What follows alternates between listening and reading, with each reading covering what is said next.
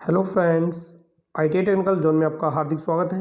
प्रिय विद्यार्थियों, आज का लेटेस्ट टॉपिक रहेगा लेआउट ऑफ मार्किंग टूल, यानी मार्किंग करने के लिए कौन कौन से टूल का प्रयोग किया जाता है, यानी लेआउट ऑफ मार्किंग जो टूल है। तो प्रिय विद्यार्थियों, ये आपके मुख्य 4 प्रकार के होते हैं। नंबर फर्स्ट पे हम जानेंगे सब्सक्राइबर के बारे में, नंबर सेकंड में हम जानेंगे डिवाइडर के बारे में, नंबर 3 में हम जानेंगे कैलिपर के बारे में और नंबर 4 पे हम जानेंगे सरफेस गेज के बारे में। तो आइए जानते हैं स्टेप बाय स्टेप। तो देखिए टाइटल में लिखा हुआ है सब्सक्राइबर। तो सबसे पहले हम जानते हैं सब्सक्राइबर की डेफिनेशन। सब्सक्राइबर यह एक प्रकार का मार्किंग करने का टूल है। इसका प्रयोग किसी भी मेटल या फिर धातु या फिर शीट पर लाइन लगाने के लिए या फिर मार्किंग करने के लिए सब्सक्राइबर का प्रयोग किया जाता है। सब्सक्राइबर हमेशा हाई कार्बन स्टील के बनाए जाते हैं। इनके पॉइंट को हार्ड एंड टेम्पर कर दिया जाता है। एग्जाम्पल तौर पे जो सब्सक्राइबर जो होते हैं, जैसे हम किसी भी एक कागज़ पे लाइन लगाने के लिए पेन या फिर पेंसिल का प्रयोग किया जाता है, ठीक है ना। उसी तरह इंजीनियरिंग लाइन के अंदर मेटल पे या फिर शीट पे लाइन लगाने के लिए सब्सक्राइबर का प्रयोग किया जाता है। तो फिगर नंबर फर्स्ट में हम समझने की कोशिश करेंगे भी सब्सक्राइबर कैसा होता है। तो प्रिय विद्यार्थियों, डायग्राम को अच्छी तरह देखिए। ये जो बना हुआ है डायग्राम, ये आपका सब्सक्राइबर है, ठीक है ना। सब्सक्राइबर जो होता है, इसका जो पॉइंट जो होता है, ये देखिए आगे वाला, इसको काफ़ी नुकीला बना दिया जाता है ताकि जो लाइन जो है मेटल के ऊपर वो अच्छी तरह लगे, ठीक है। एग्जाम में जो पॉइंट ऑफ व्यू से जो क्वेश्चन आता है, सब्सक्राइबर का जो पॉइंट जो होता है वो कितने डिग्री पर ग्राइंड किया होता है। तो प्रिय विद्यार्थियों, ये होता है आपका 12 डिग्री से लेके 15 डिग्री के बीच में, ठीक है ना। ये वेरी वेरी इंपॉर्टेंट क्वेश्चन रहेगा। इसकी जो बॉडी जो होती है उसको नर्लिंग कर दिया जाता है ताकि ग्रिपिंग है वो अच्छी तरह हो। दूसरी तरफ देखिए, ये बेंड किया हुआ है, मोड़ा हुआ है और इस साइड से बिल्कुल स्ट्रेट है।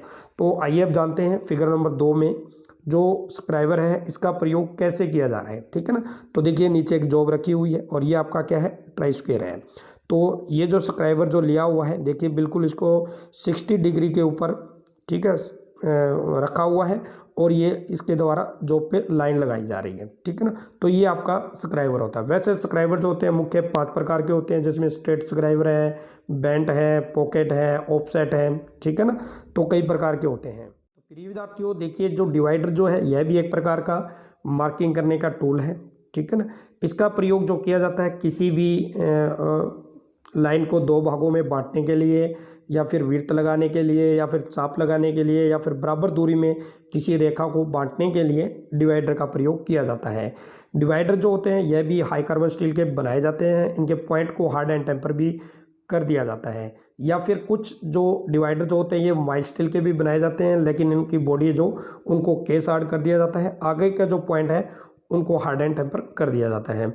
तो देखिए पूरा समझने की कोशिश करिए कि भी डिवाइडर होता कैसे। तो प्रिय विद्यार्थियों, इस तरह का डिवाइडर होता है, ठीक है ना।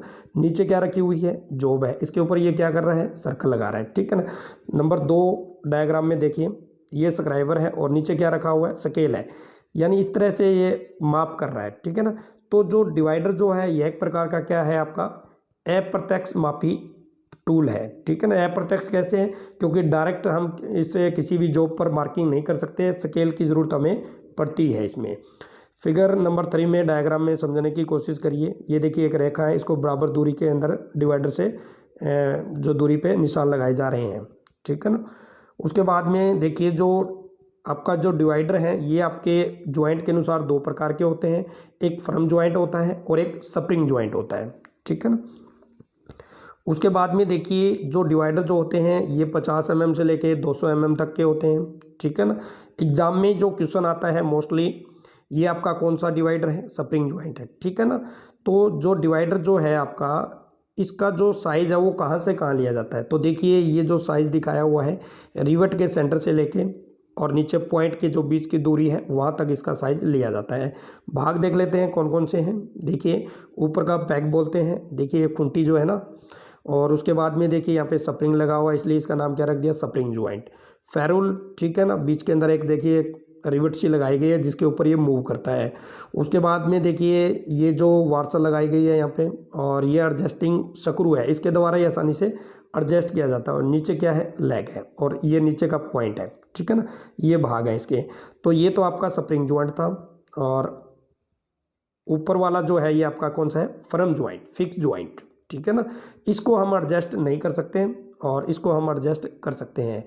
और ये जो डायग्राम है इनको समझने की कोशिश करिए। देखिए फिगर नंबर 5 में दिखाया पॉइंट दिखाए गए आगे से बिल्कुल पैरेलल होने चाहिए, नुकीले होने चाहिए, ठीक है ना। तो ये राइट होता है।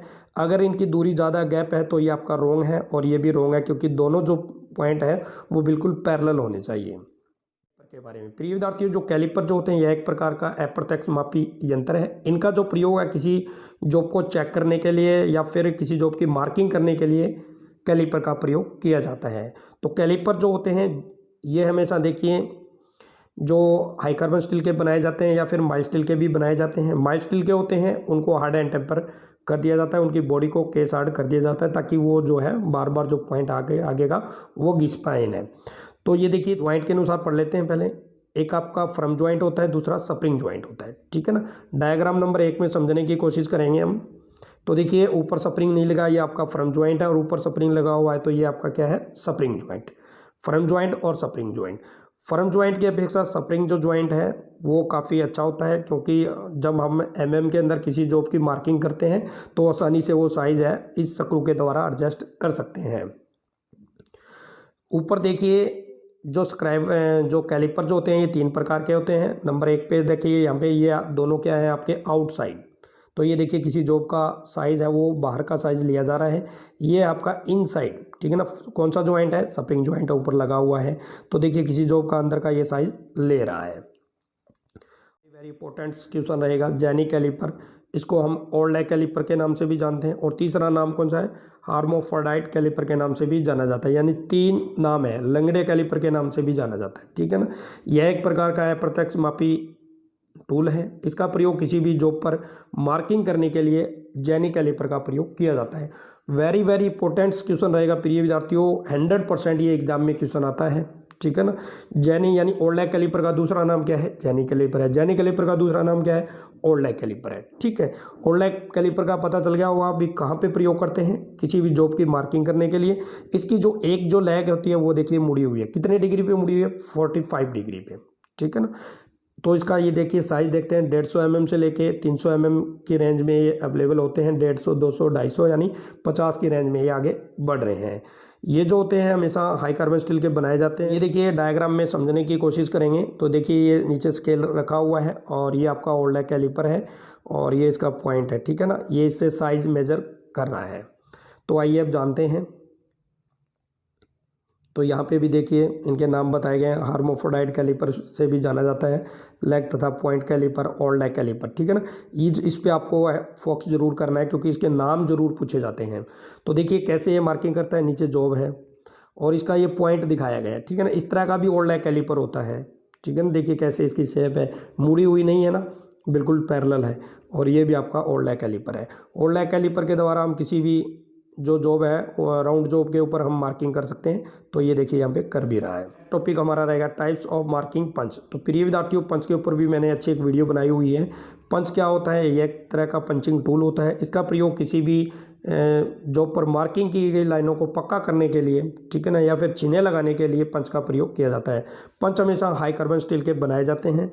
और आज का जो टॉपिक जो हमारा चला लेआउट यानी मार्किंग करने से संबंधित चला है। तो प्रिय विद्यार्थियों मार्किंग करने के लिए 3 प्रकार के पंच प्रयोग में लाए जाते हैं, ठीक है। नंबर 1 पे आपका सेंटर पंच, जिसका एंगल पूछा जाता है कितने डिग्री का होता है, 90 डिग्री का। कौन सी धातु के बने होते हैं, ये बने होते हैं हाई कार्बन स्टील के।